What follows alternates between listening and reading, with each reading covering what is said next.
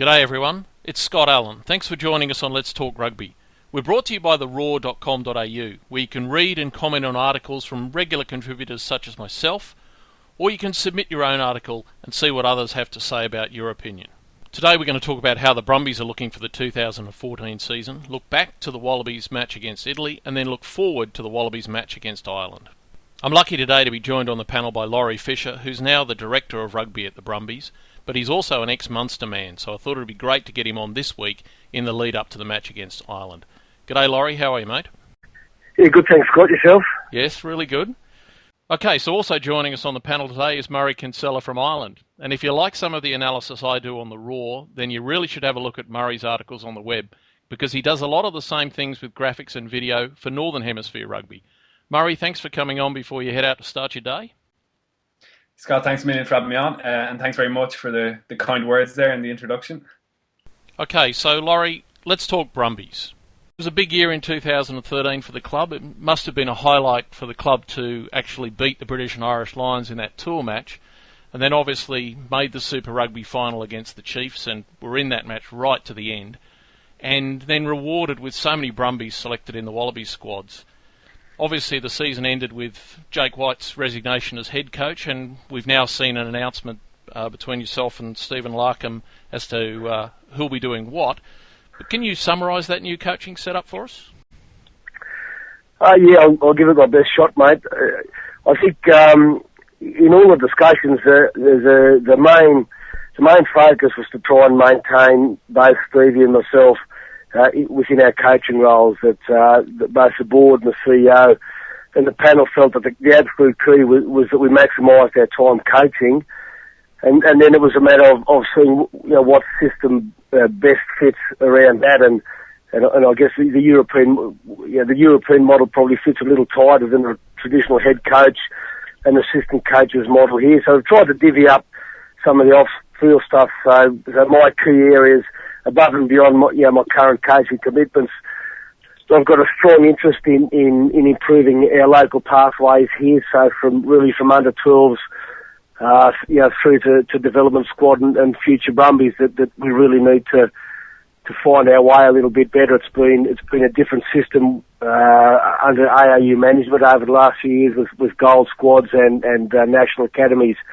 So we've taken that back over, and I think we've got a lot of ground to make up to develop as many local players as we can. And then the second part of my bailiwick moving forward is just the high performance program in general. So the staffing and the running of the high performance program. So making sure that it's all ticking over, that we've got the best staff and the best resources that we can afford, and that everything is heading towards winning a Super Rugby tournament. In terms of Stevie's perspective, he's taken over our recruiting, so he needs to work with our salary cap and what our squad will look like 2015 and beyond.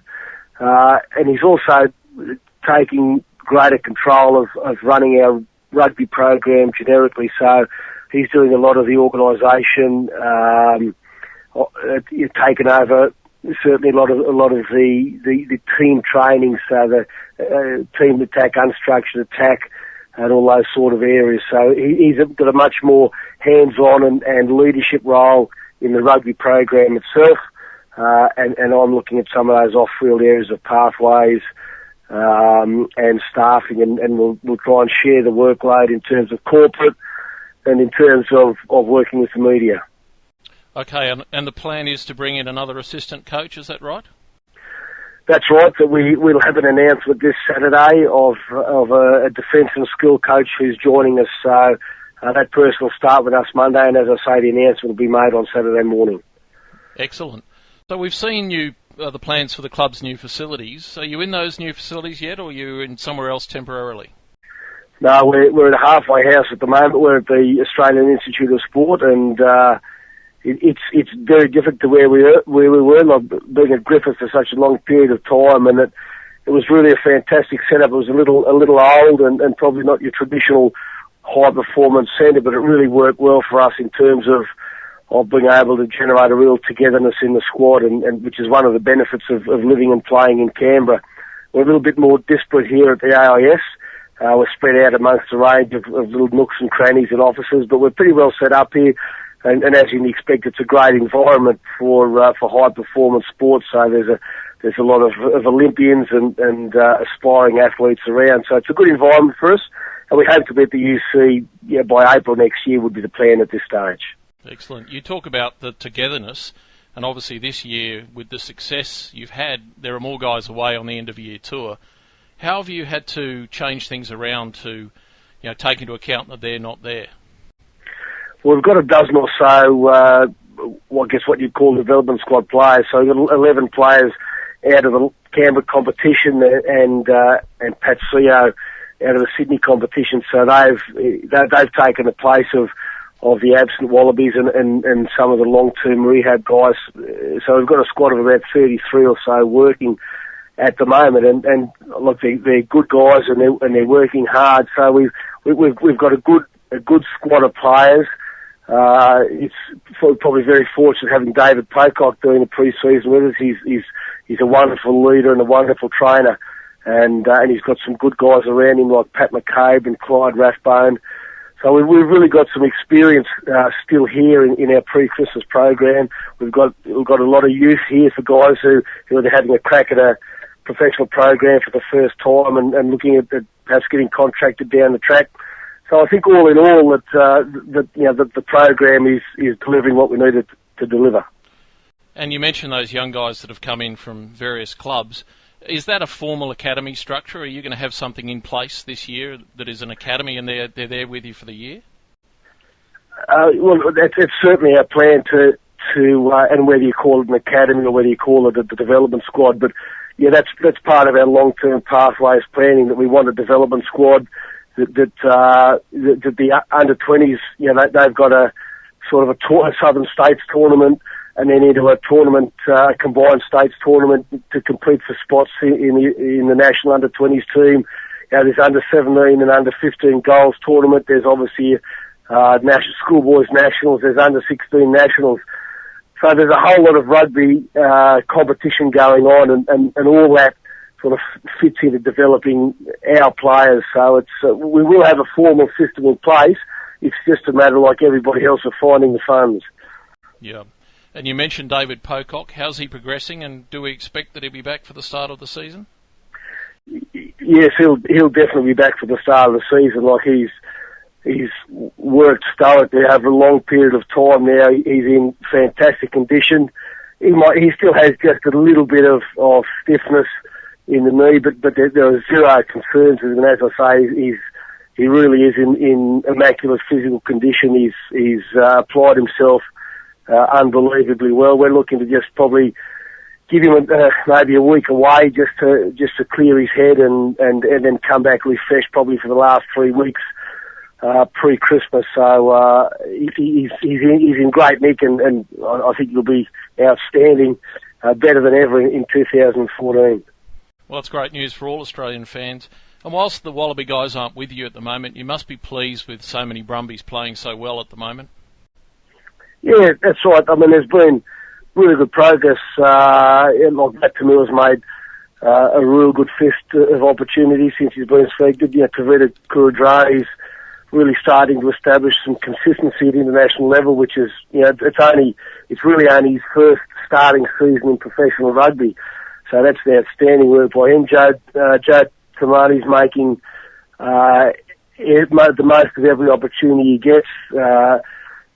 Christian Leofano, he's had a couple of setbacks, but again, he's been very, very consistent. Stephen Moore's had an outstanding 12 months. I think Ben Mowen, again, and I know he gets derided a little bit, but I think he's been very, very consistent in his performance. So I think sometimes people expect him to deliver things that he doesn't deliver in his game, and I think sometimes people tend to look at what he's not delivering, but if you look at what he is delivering, I think he's playing very, very consistent football, and he's an excellent leader. And again, I think Ben Alexander is a much derided player, and I think, like all the Wallaby forwards, they're just struggling to come to grips with the new scrum law. I still don't know that they've settled on exactly how they want to do it. I think they've made great progress over a 2-month period, but they're still a little bit unsettled. So all in all, and Nick White, on limited opportunity again. So we're really happy at the exposure our guys are getting, the experience they're getting, and look forward to them bringing that back to the Brumbies in the new year.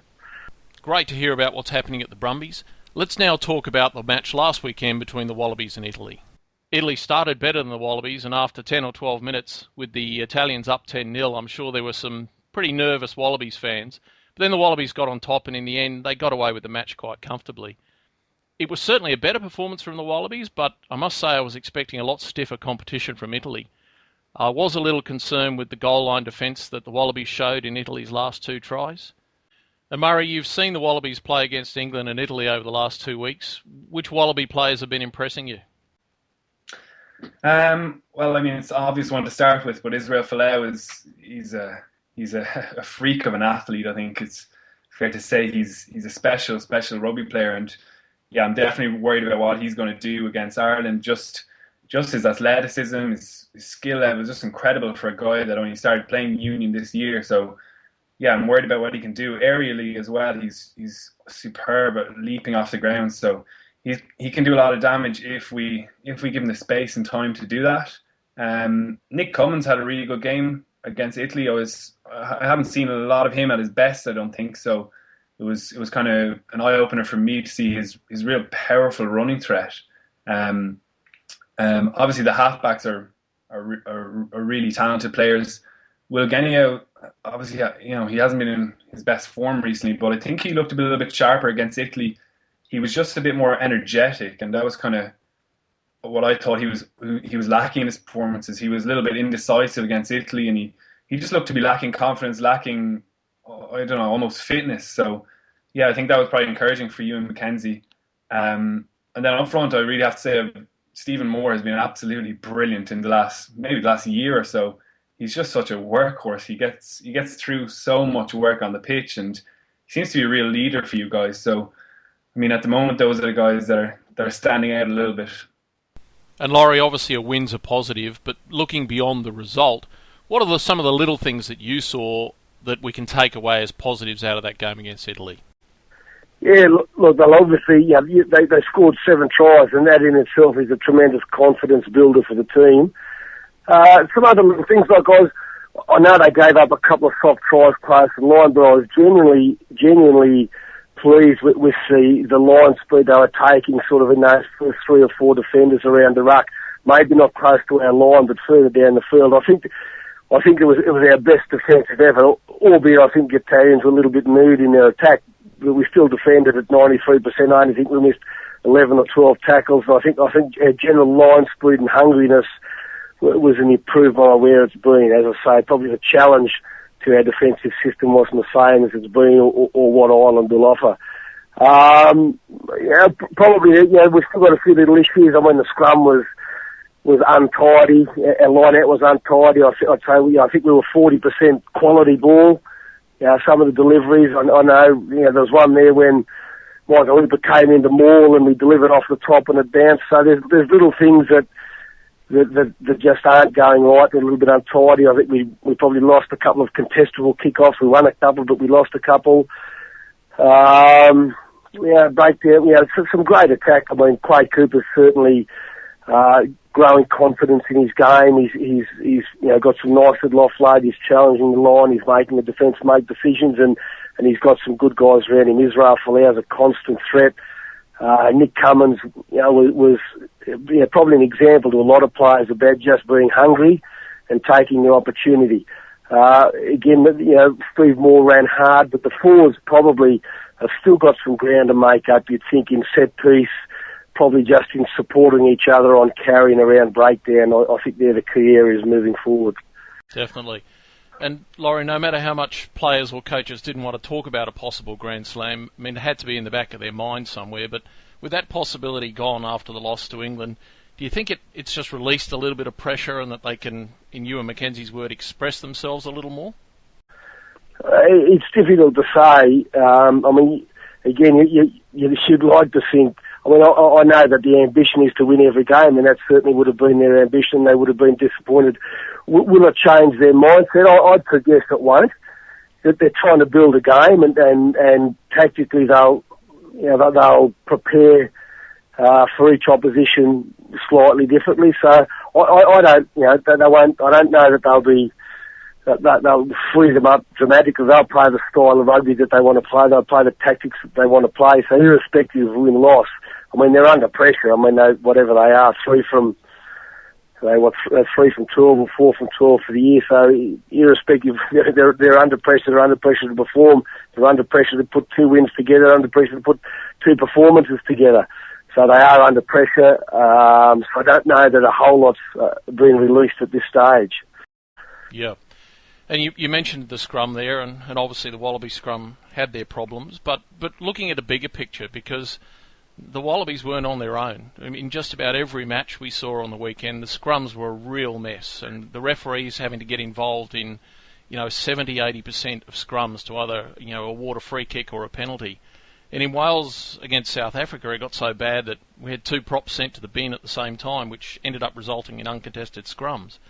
It looks to me like a lot of packs are still, as you said before, trying to work out the best way to gain an advantage under the new interpretations. And one thing I'm noticing a lot of is props are pulling their feet back, to try and get lower because they're so much closer now. And as a result, they've got so much weight out in front of them that with these poor grounds that we've seen, it's very hard to chase their feet up and they end up face planting. What are you seeing as some of the consistent issues between games in the scrums? Look, you're right, and it is a little bit of a mess at the moment. I like the new laws, and I think that eventually everyone will get used to them. I think under the previous laws that there was a certain uniformity about how everybody scrummaged in terms of setup, in terms of obviously trying to win the hit, chase the hit, and if you won the hit, you won the contest. I think now that there are so many varied approaches to how we're scrummaging, and that in itself is causing the problem, that there are no 2 sides that are really scrummaging any way like each other. They've all got radically different. And even I look at the game on the weekend, and the different technique from Castro Giovanni to the replacement tight head was absolute chalk and cheese. There was absolutely there was nothing similar to the way those 2 guys approached their scrummaging. So I think this lack of uniformity is causing a lot of problem, and I think eventually over a period of time, people will find someone will discover the best way to do it, and people will follow, and I think over time then we'll get that tidy up in scrummaging. You're right that the grounds are a disgrace. Some of them, like to be digging up that amount of turf, it is impossible to scrummage on surfaces like that. So it'll be interesting. We're working on a particular way of doing things here at the Brumbies, and will it be successful? Well, we hope so. Yeah. You mentioned those grounds. I mean, quite apart from being hard to scrummage on them, some of them are downright dangerous, aren't they? Well, they are. It's just unacceptable, isn't it, that you're trying to play international rugby on such loose surfaces. So, I think Murrayfield struggles, certainly Millennium Stadium struggle badly to. There's incredible force that goes through the ground now at scrummaging, and even more than before, as I say, when it was just more so a hit and chase contest. Now it's a dig in contest, so that the grounds have to be in immaculate condition, and they're not. All right, so let's talk about the match coming up with the Wallabies against Ireland this weekend. The last time the Wallabies played Ireland was that pool match in the 2011 Rugby World Cup, and Ireland really gave it to the Wallabies that night. Lots of grief at scrum time and in the breakdowns. Ireland played a really good tactical match, and the Wallabies certainly didn't. The Wallabies need to start playing more consistently week in, week out, but I'm expecting a really tough match against Ireland. I can see Ireland targeting the same areas in this match they did in 2011, the breakdowns, so the choke tackle to hold players up. And they've got so many players who compete really well on the ground at ruck time. The Wallabies need to play a lot smarter. Murray, just looking at the Ireland team, Paul O'Connell, Cian Healy, Sean O'Brien, none of them started last week where they were all on the bench. Johnny Sexton didn't play due to injury. And we know Tommy Bowe picked up an injury, but all the reports are that he will play this week. Do you think they'll all start? Yeah, I do think they'll all start. I think I think we definitely have to field our strongest available team against the Wallabies. So yeah, I think all those guys will come back into the starting lineup, and yeah, it's been a real relief almost that Bo is available. He took a full part in training yesterday, so he's back in flying form. He recovered pretty quickly. It was just a bang on his calf, so he's looking good to go. And I think his pace, his power, his size and his aerial ability will be important, especially if Australia are going to look for crossfield kicks with Folau in the air and Nick Cummins as well. So yeah, he's an important player for us, and he was very quiet the last day, but he's a world-class winger when he's on form. So hopefully we can get him a bit more involved on the ball. So, Laurie, as we say, Ireland look to have a really good forward pack, and they're all good at the breakdown, both in the choke tackle and on the ground. They seem to compete very well there. What are the keys for the Wallabies to counter those two threats in particular? And you're right, Scott, that's probably going to be the definitive area of the game, as I guess it is in a lot of games. The choke tackle, like if you get caught high, and if you get caught maybe playing too much right at the line, then that's your real danger. Like, I mean, the issue that Australia have had probably breakdown-wise all through this season is just a lack of reaction time and a lack of numbers.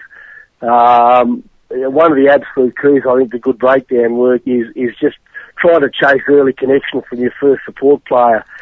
Again, a lot of the time, I think the majority of the time that we would see our players go to ground without one of their teammates attached to them, and that in itself then provides an opportunity for the opposition to have a crack at your ball. So I just struggle a little bit with our shape, with our certainty. Look, and again, I know that's part of the game of having a number of live options off any particular ball player, but sometimes against a side who's both hard at the floor or can chase you, maybe we just need to be a little bit more clear in who's carrying the ball and who's supporting the ball carrier, and just really work hard on particularly in the forwards, identifying your ball carrier. He identifies what he needs to do on his carry, when he needs to get the ball. I'd play a little bit earlier to give a chance for footwork and shoulder and leg drive, and then the supporting players are just trying to chase and attack or trying to kill off contest.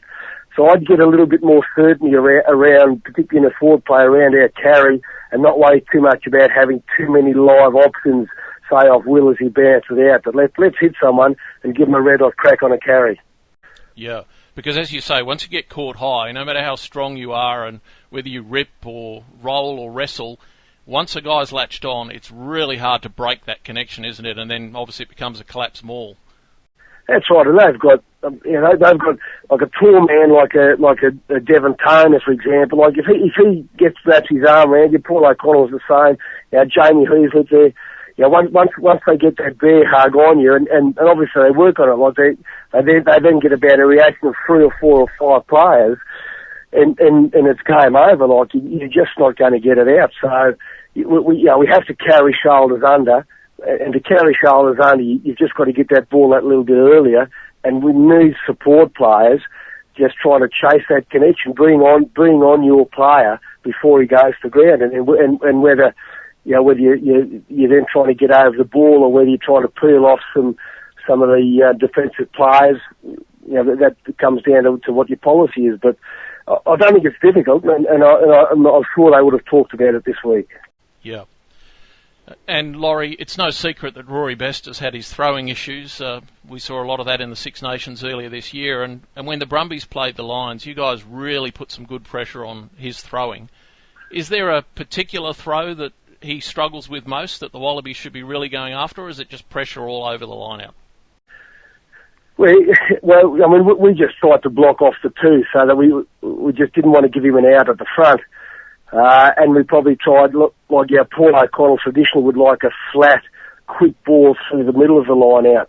He would have got that off Jerry Flannery for a decade. I mean, Rory doesn't throw flat and hard like a Jerry Flannery would have, so it's a different type of line out. I'd be inclined to leave the back open for them, but you've just got to set up your line out defence so that if he does execute at the back, you've got a nice quick pull on that.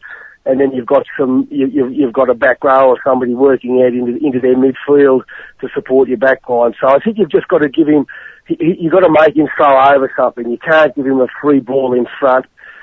You've got hands, you've got bodies in front. As soon as he's got to throw over or throw to a contest, and that puts pressure on any hooker. So that'd be my philosophy. Just go hard at 2 and 4, make him throw over, but you've got to have a get out when they win ball at the back, because it's pretty handy ball if they get it. Murray, good hit out for Ireland last week against Samoa. I know Samoa, were missing a few guys and then suffered some injuries along the way through. And I've seen you've published an analysis on some midfield defence concerns you had from that match for Ireland. Can you give us some comment on that, and how did you rate Ireland's performance overall?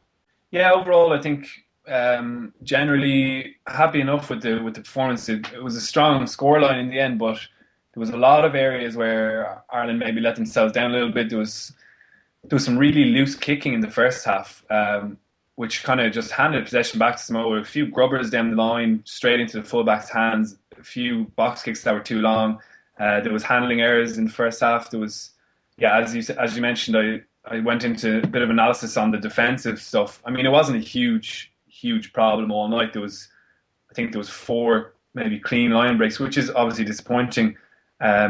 So I think in a little way that can be put down to just miscommunication and maybe a lack of cohesion playing together. It was the first international game of the season, obviously, but it would be a little bit worrying in the sense that Samoa made these line breaks, but they couldn't actually finish anything for a try. Ireland kept them tryless rather, so that was encouraging to be able to scramble back in those situations. But I think Australia would be a lot more clinical in finishing them. So Ireland definitely need to shore up and tighten up. It seems to be the little miscommunication in defence. So maybe one guy is trying to drift across the pitch, but the guy outside him is biting in on the ball carrier. So they're allowing little holes either side of defenders. And I think with guys like Folau and Cummins and Quade Cooper, who really excels at putting people into those small holes either side of the tackle, I think Australia would be a lot more clinical in finishing those kind of half chances. So for Ireland, they need to shore up in defence, and also in an attacking sense, a little bit more patience when they're on the ball, because if you get to 2 phases and you kick the ball away, you've clearly given away possession and you've lost your chance to try and create something. So there's certainly an improvement needed in this week building up to the Australian game. In terms of selections, the big surprise last week was that the Wallabies went with Rob Simmons at 6 to cover for the injured Scott Fardy. Fardy's available this week, and look, I thought Simmons played really well in that unfamiliar role, but for me, Fardy's going to have to come back in, and probably Simmons push in to the lock spot. Laurie, what are your thoughts, and are there any other changes that you'd be looking at? No, look, I'd agree wholeheartedly there. I thought Simmons, he did a really good job. I thought every aspect of his play was tidy. I think most people in agreement that the big Sidalek has been a little bit disappointing. I do think in games earlier in the year that when he comes off the bench, I think that is his go-to. I think he's a damaging player at the 60-minute mark with some carries. So I'd have no hesitation putting Simmons back into the row. I'd put Tamani back into the bench, and I think he can have a massive impact around about that 60, 65-minute mark. So it's definitely what I'd do. I wouldn't be looking to make any other changes than that. Murray, I know that Ireland are pretty confident that their forward pack is going to give them a real advantage over the Wallabies. Yeah, as a forward pack, I think we're confident that we can get the better of the Australian forwards. So I think that's the perception in Ireland anyway, is that Australia have these great backs, but if you can beat them up front, you can deny those guys the possession to do damage. So I think there's going to be a little element of that in the game as well, hopefully. All right, so do you think then that Ireland are going to continue the misery for the Wallabies from 2011? I definitely think that the Wallabies are beatable. I definitely think that their pack is weaker than ours in general. Obviously, they can have a strong day, but I think we can do enough to disrupt the Wallaby possession, and I think we have the attacking ability to score tries as well. So I'm very, very hopeful of a win. What are your thoughts? Well, I'm not overly confident. I'm obviously hoping the Wallabies can get there, but if they do, it's going to be a very tight game. So, Laurie, Murray's reasonably confident that Ireland can get the job done. What about you? You want to give me a prediction? Are we going to run away with this game? Oh no, listen, it'll be tight and tough, but yeah, they're not going to overrun our forward pack at all. Like, you know, they've got a good side, like, but they haven't got a young side like you know, Mike Ross is no spring chicken. Paul O'Connell's been there for a long time. Rory Best is no young lad. You know, Cian Hurley's played a little bit of footy, but he's coming off the injury he had on the Lions tour. You know, Devon Toner's, you know, you wouldn't say that he's a consistent player at Test level at this stage. He's a big man, but he's not something that strikes fear into your heart at this stage. Sean O'Brien obviously is all quality. Peter O'Mahony was very good against Samoa last week. He is the ultimate fighter. He's a wonderful competitor, and Jamie Heaslip's a very skillful player. So look, they've got a good forward pack, but I don't look at that forward pack and say, geez, you know, like you know, how are we going to match that? Like we match that no problem at all. When we've got a lot of class in the back line, you know, we've just got to make sure that we get a bit of pressure around halfback. I'm not sure if Redden or Connor Murray's played, but make sure we pressure them at source. And obviously our Driscoll's got plenty of magic in his hands and his feet still, so we've just got to make sure that we line up on him. But I'd be quite confident that we'd win by less than, you know, certainly less than 10. Laurie, I'm feeling more positive already, so that's good, excellent. All right, well, look, I know you've had a big day on the training paddock, so thanks very much for your time, and we'll hope that you're right about Ireland, the match against Ireland, and we'll talk to you again soon. Thanks very much. It's my pleasure, Scott, and look forward to it. Thanks again, Murray. Thanks, million, Scott. It's always interesting to get an Australian perspective, and especially an analytical one. So thanks very much for having me on, and anytime. Thanks for joining me again this week. I know we're a little bit late, but hopefully it was worth the wait. Here are some contact details for the three of us, and we hope we'll have your company again next week when we look at the Ireland match and preview the Wallabies against Scotland.